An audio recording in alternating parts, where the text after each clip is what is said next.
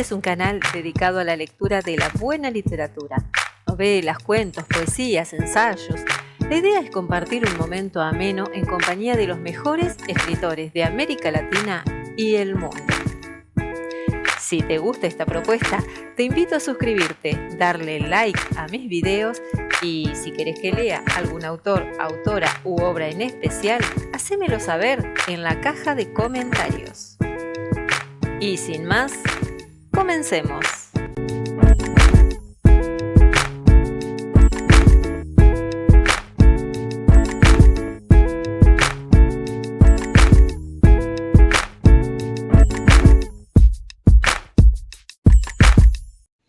Muy buenos días, muy buenas tardes o muy buenas noches, dependiendo de la hora del día en la cual se están conectando. Mi nombre es Elizabeth Saico y el de mi canal Entre Té y Libros, porque acompañados de una rica tacita de té como tengo yo aquí y también por supuesto de muy buena literatura, vamos a ir compartiendo encuentro tras encuentro. En este caso les traigo a Rómulo Gallegos y su novela Doña Bárbara, una hermosa novela de este autor venezolano que espero que disfruten. También se van a encontrar en un link que vamos a poner aquí arriba, por aquí, en alguna partecita de por aquí arriba, vamos a poner el link de breves referencias acerca del autor y de la obra. Espero que les guste. Y sin más preámbulos, vamos a la lectura.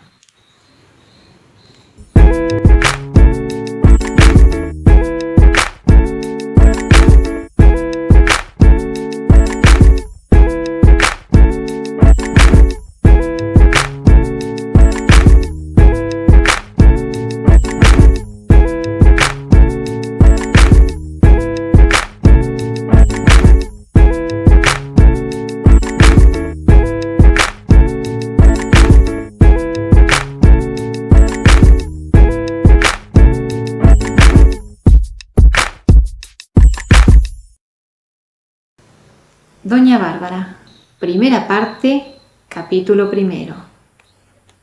¿Con quién vamos? Un bongo remonta el Arauca bordeando las barrancas de la margen derecha.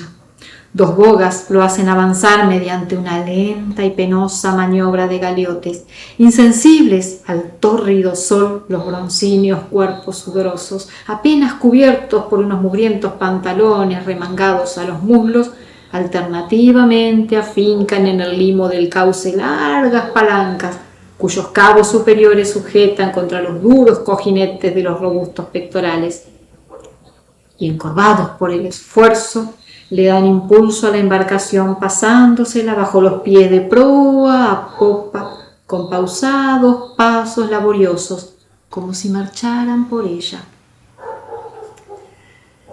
Y mientras uno viene en silencio, jadeante sobre su pértiga, el otro vuelve al punto de partida, reanudando la charla intermitente con que entretienen la recia faena, o entonando, tras un ruidoso respiro de alivio, alguna intencionada copla que aluda a los trabajos que pasa un bonguero.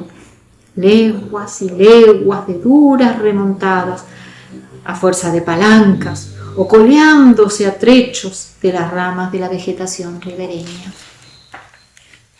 En la Paneta gobierna el patrón, viejo vaquiano de los ríos y caños de la llanura apureña, con la diestra en la horqueta de la espadilla, atento al riesgo de las chorreras que se forman por entre los carameros que obstruyen el cauce, vigilante al aguaje que denunciare la presencia de algún caimán en acecho. A bordo van dos pasajeros. Bajo la toldilla, un joven a quien la contextura vigorosa, sin ser atlética, y las facciones enérgicas y expresivas préstanle gallardía casi altanera. Su aspecto y su indumentaria denuncian al hombre de la ciudad, cuidadoso del buen parecer. Como si en su espíritu combatieran dos sentimientos contrarios acerca de las cosas que lo rodean, a rato la reposada altivez de su rostro se anima con una expresión de entusiasmo y le brilla la mirada vivaz en la contemplación del paisaje. Pero enseguida frunce el entrecejo y la boca se le contrae en un gesto de desaliento. Su compañero de viaje es uno de esos hombres inquietantes de facciones asiáticas que hacen pensar en alguna semilla tártara caída en América, quién sabe cuándo ni cómo. Un tipo de razas inferiores, crueles y sombrías, completamente diferente del de los pobladores de la llanura. Va tendido fuera de la toldilla, sobre su cobija, y finge dormir, pero ni el patrón ni los palanqueros lo pierden de vista. Un sol cegante de mediodía llanero centellea en las aguas amarillas del Arauca y sobre los árboles que pueblan las márgenes. Por entre las ventanas que a espacios rompen la continuidad de la vegetación, divísanse a la derecha las calcetas del cajón del Apure, pequeñas sabanas rodeadas de chaparrales y palmares, y a la izquierda los bancos del vasto cajón del Arauca, praderas tendidas hasta el horizonte, sobre la verdura de cuyos pastos apenas negrea una que otra mancha errante de ganado. En el profundo silencio resuenan monótonos, exasperantes ya, los pasos de los palanqueros por la cubierta del bongo. A ratos el patrón emboca un caracol y le arranca un sonido bronco y quejumbroso que va a morir en el fondo de las mudas soledades circundantes. Y entonces se alza dentro del monte ribereño la desapacible algarabía de las chenchenas, o se escucha, tras los recodos, el rumor de las precipitadas zambullidas de los caimanes que dormitan al sol de las desiertas playas, dueños terribles del ancho, mudo y solitario río. Se acentúa el bochorno del mediodía, perturba los sentidos el olor a fango que exhalan las aguas calientes cortadas por el bongo. Ya los palanqueros no cantan ni entonan coplas. Gravita sobre el espíritu la abrumadora impresión del desierto. «Ya estamos llegando al palo de agua», dice por fin el patrón, dirigiéndose al pasajero de la toldilla y señalando un árbol gigante. «Bajo ese palo puede usted almorzar cómodo y echar su buena siestecita». El pasajero inquietante entreabre los párpados oblicuos y murmura: «De aquí al paso del Bramador es nada lo que falta. Y allí sí que hay un cesteadero sabroso». Al señor, que es quien manda en el bongo, no le interesa el cesteadero del Bramador, responde ásperamente el patrón, aludiendo al pasajero de la toldilla. El hombre lo mira de soslayo y luego concluye, con una voz que parecía adherirse al sentido, blanda y pegajosa como el lodo de los tremedales de la llanura: «Pues entonces no he hecho nada, patrón».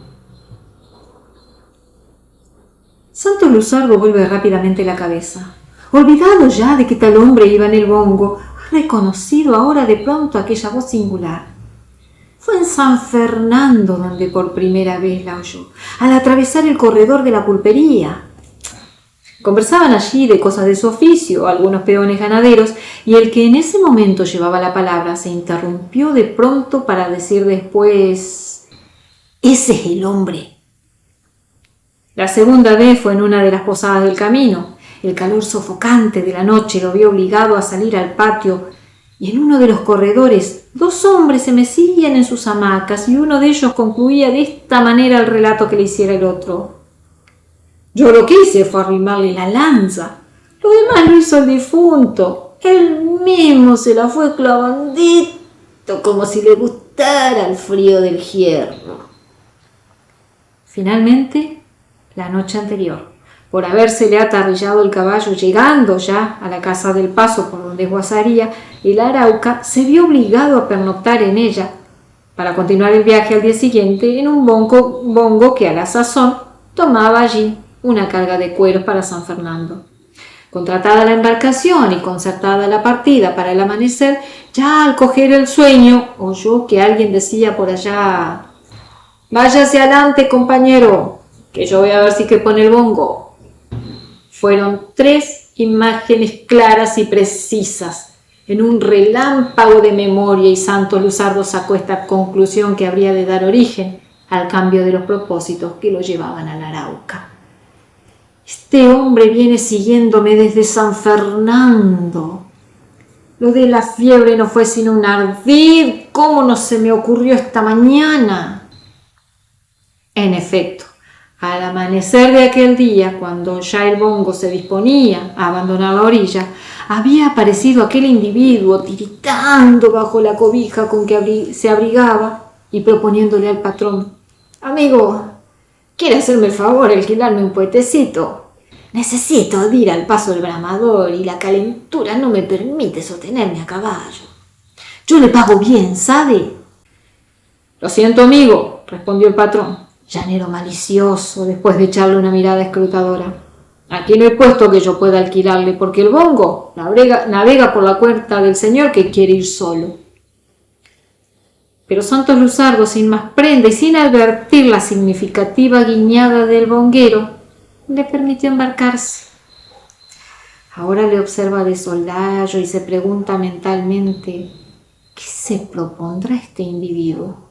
Para tenderme una celada, si es que a eso lo han mandado, ya se le han presentado oportunidades, porque juraría que este pertenece a la pandilla del miedo. Ya vamos a saberlo. Y poniendo por obra la repentina ocurrencia en alta voz al bonguero: «Dígame, patrón, ¿conoce usted a esa famosa doña Bárbara, de quien tantas cosas se cuentan en Apure?» Los palanqueros cruzáronse una mirada recelosa y el patrón respondió evasivamente, al cabo de un rato, con la frase con que contesta el llanero taimado las preguntas indiscretas: «Voy a decirle, joven, yo vivo lejos».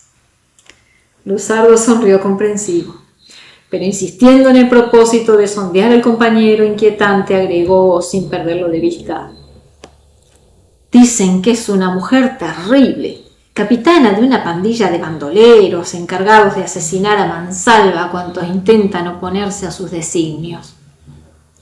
Un brusco movimiento de la diestra que manejaba el timón hizo saltar el bongo, a tiempo que uno de los palanqueros, indicando algo que parecía un hacinamiento de troncos de árboles encallados en la arena de la ribera derecha, exclamaba dirigiéndose a Luzardo: «¡Aguaite! Usted que quería tirar caimanes, mire cómo está en aquella punta de playa». Otra vez apareció en el rostro de Luzardo la sonrisa de inteligencia de la situación, y poniéndose de pie se echó a la cara un rifle que llevaba consigo. Pero la bala no dio en el blanco, y los enormes saurios se precipitaron al agua, levantando un hervor de espumas. Viéndole zambullirse ilesos, el pasajero sospechoso, que había permanecido hermético mientras Luzardo trataba de sondearlo, murmuró con una leve sonrisa entre la pelambre del rostro: «Eran algunos bichos, y todos se fueron vivito y coleando». Pero solo el patrón pudo entender lo que decía y lo miró de pies a cabeza, como si quisiera medirle encima del cuerpo la siniestra intención de aquel comentario. Él se hizo el desentendido y, después de haberse incorporado y desperezado con unos movimientos largos y lentos, dijo: «Bueno, ya estamos llegando al palo de agua y ya sudé mi calentura.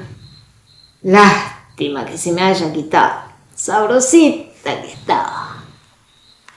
En cambio, Luzardo se había sumido en un mutismo sombrío, y entre tanto el bongo atracaba en el sitio elegido por el patrón para el descanso del mediodía.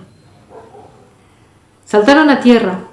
Los palanqueros clavaron en la arena una estaca a la cual amarraron el bongo. El desconocido se internó por entre la espesura del monte y Luzardo, viéndolo alejarse, preguntó al patrón: «¿Conoce usted a ese hombre?». «Conocerlo propiamente, no, porque es la primera vez que me lo topo, pero por las señas que les he escuchado a los llaneros de por estos lados, malicio que debe ser uno a quien mientan el brujeador». A lo que intervino uno de los palanqueros. Y no se equivoca usted, patrón. Ese es el hombre. ¿Y ese brujeador, qué especie de persona es? Volvió a interrogar Luzardo. Piense usted lo peor que pueda pensar de un prójimo y agréguele todavía una miajita más sin miedo que se le pase la mano, respondió el bonguero. Uno que no es de por estos lados, un guate, como le decimos por aquí. Según cuentan, era un salteador de la montaña de San Camilo y de allá bajó hacia algunos años, descolgándose de apto en apto por todo el cajón del Arauca hasta venir a parar en lo de Doña Bárbara, donde ahora trabaja. Porque, como dice el dicho, Dios los cría y el diablo los junta. Lo mientan Ancina como se lo he mentado por su ocupación, que es brujear caballo.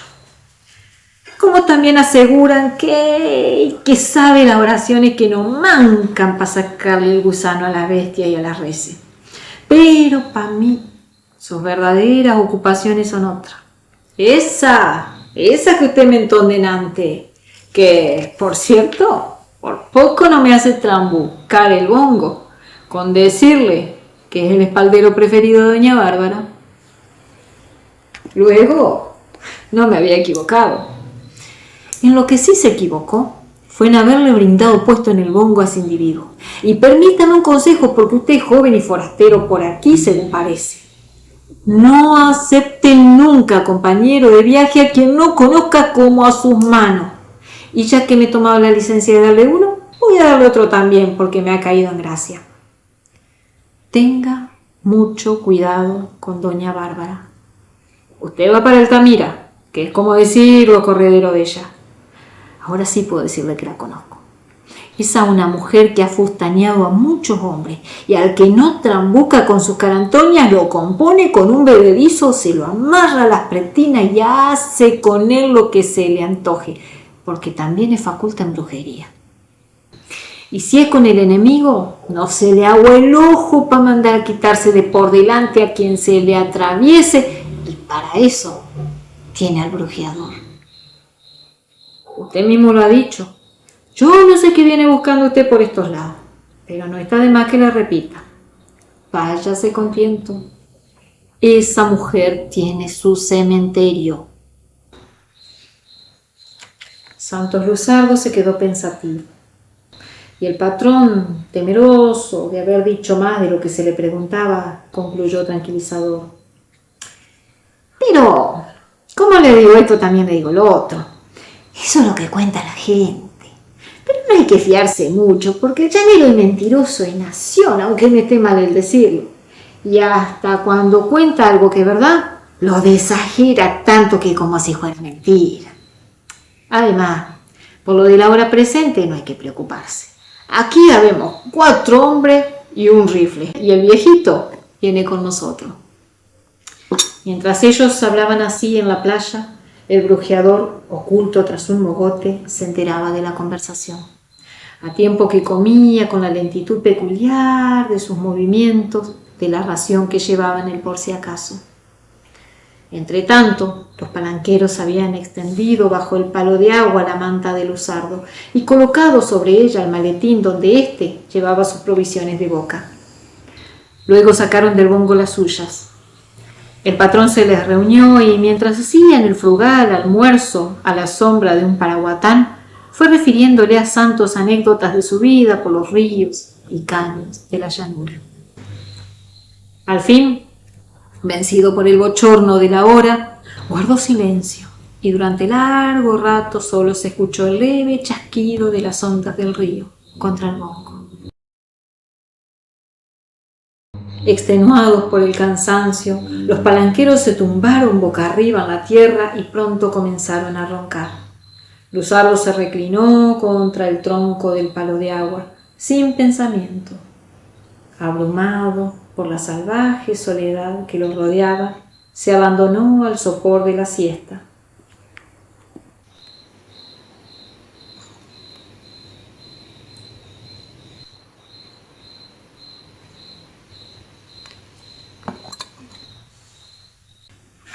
Cuando despertó, le dijo el patrón vigilante. Su buen sueñecito echó usted.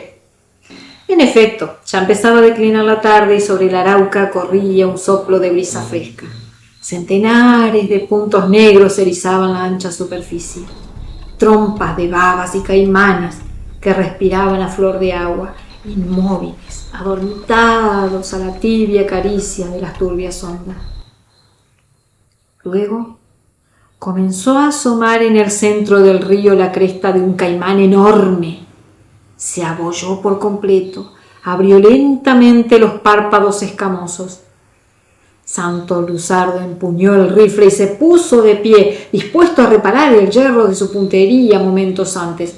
Pero el patrón intervino. No lo tire. ¿Por qué, patrón? Porque otro de ellos no lo puede cobrar si usted acierta a pegarle, o él mismo si lo pela. Es el tuerto del bramador, al cual no le entra la bala. Y como Luzardo insistiese, repitió: no lo tire, joven, hágame caso a mí. Al hablar así, sus miradas se habían dirigido con un rápido movimiento de advertencia hacia algo que debía de estar detrás del palo de agua. Santos volvió la cabeza y descubrió a el brujeador, reclinado al tronco del árbol y aparentemente dormido.